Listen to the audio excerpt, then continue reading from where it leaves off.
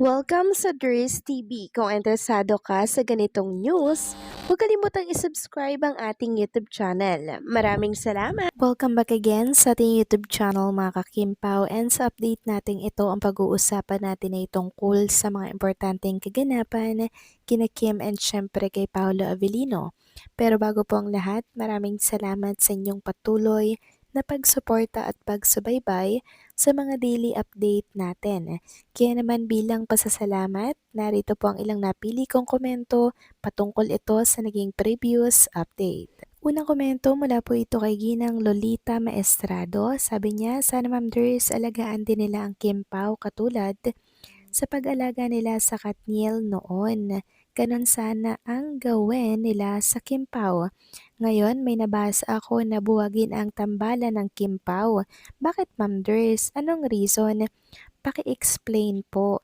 Naku, maraming salamat sa komento, Ginang Lolita Maestrado. So, lilinawin ko lamang po na hindi bubuwagin si Kim and si Paula Avellino. Sa inyo naman po nabasa ito, Ginang Lolita Maestrado. Wala po itong katotohanan. Ang katotohanan po dyan, magkakaroon po ng project si Paulo na wala po si Kim. Ganon din po si Kim na wala si Paula Avellino. Pero pagkatapos po nun, magkakaroon ulit sila together ng project. Kumbaga, si Paulo lang po yung may offer, si Kim lang yung may offer, 'di ba? Hindi po pang tambalan. Pero pagkatapos nun, meron ulit silang project together. Siguro dun po nagmula yung mga bali-balita no, nabubuwagin na daw si Kim and Paolo Avellino or ang Kim Pao.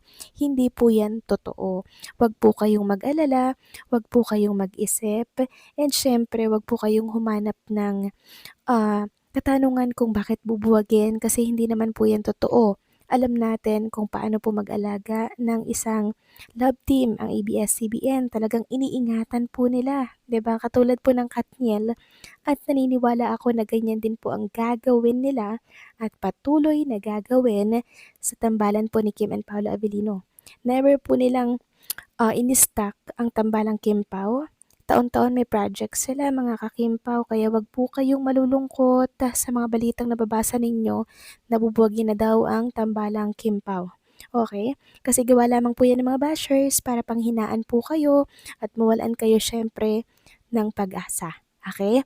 Huwag kayong malungkot, Ginang Lolita Maestrado, wala po yung katotohanan. So maraming salamat po sa inyong katanungan dahil syempre, nagbigay din ito ng kaliwanagan sa lahat ng tagapakinig natin sa update.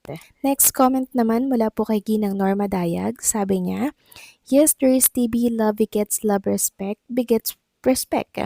Yes, LJ is very professional and smart person. So she wanted her son Aki to know and recognized by his father.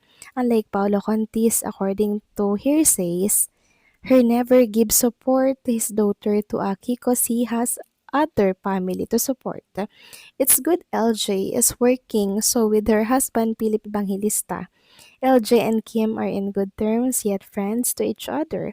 Yet LJ is very much willing to have Kim as stepmom of Aki. God bless all.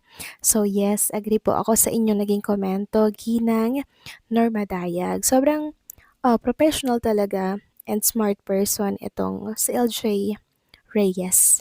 'Di ba? Yung nakakatuwa lang makita na close sila ni Chinita Princess at handa po na ibigay kay Chinita Princess yung pangalawang magulang or pangalawang ina kay Aki for Paolo Avellino. 'Di ba nakakatuwang makita na wala pong samaan ng loob na namumuo sa pagitan ng dating karelasyon ni Paolo Avellino. Kaya hanga po ako kay Chinita Princess, ganun din po kay LJ Reyes. So maraming salamat sa komento, Ginang Norma Daya, God bless po, and mabuhay kayo. So ito na nga, pag-usapan na natin mga kakimpaw ang mga topic po na nakalap natin sa araw na to ng linggo, and sana po ay nasa maayos kayong kalagayan and kasama ang inyong mga pamilya.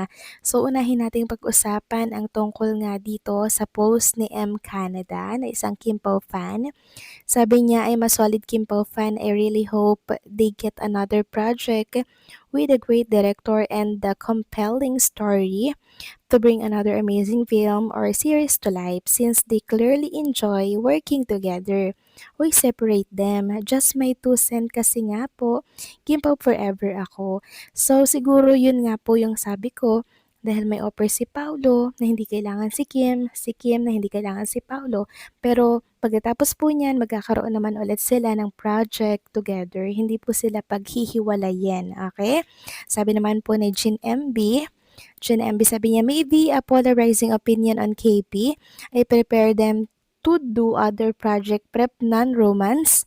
Don't think it's a good idea para they can get back a resemblance of their individuality. Also, kung di sila endgame, they would know earlier. Kay can move on to meet her dream Pam, though for KP to be. Alam niyo mga kakimpaw, matalino po si Chinita Princess. Pag alam niya po na red flag ang isang lalaki, lalayo na po yan mga kakimpaw. Alam natin yon. Pero si Paula Avellino po kasi mga kakimpaw, nakikitaan talaga ni Chinita Princess ng sinseridad. 'Di ba? Kaya kung walang Kim and Paula Avellino, lalayo na po yung si Chinita Princess. Hindi po niya ipagsisiksikan ang sarili niya kay Paula Avellino.